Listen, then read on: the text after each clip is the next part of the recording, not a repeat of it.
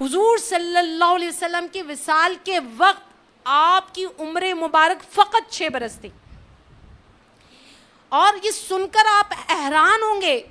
کہ حضور علیہ الصلوۃ والسلام یعنی اپنے نانا جان کے وصال سے کچھ وقت پہلے آپ اپنے نانا جان کے سینے پر سر رکھ کر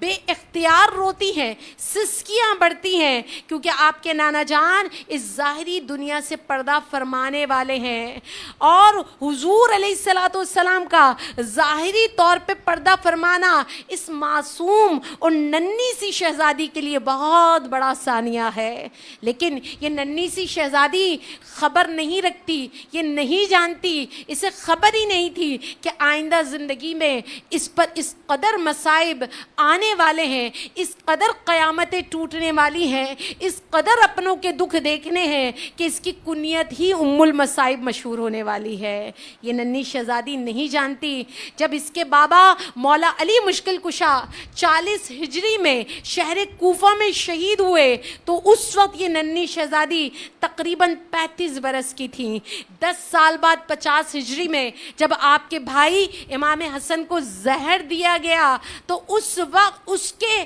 فقط 10 سال بعد ہی آپ اپنے بھائی امام حسین علیہ السلام کے ساتھ کربلا پہنچ جاتی ہیں. اور پھر جو غمناک اور مظلومانہ شہادتیں آپ کو دیکھنی پڑیں, بلکہ یہ کہیے کہ اس کربلا کے میدان میں جو شہادت کا منظر آپ نے دیکھا, جو اسیری کی تکلیف آپ نے اٹھائیں, جو دکھ آپ نے سہے, انسان کے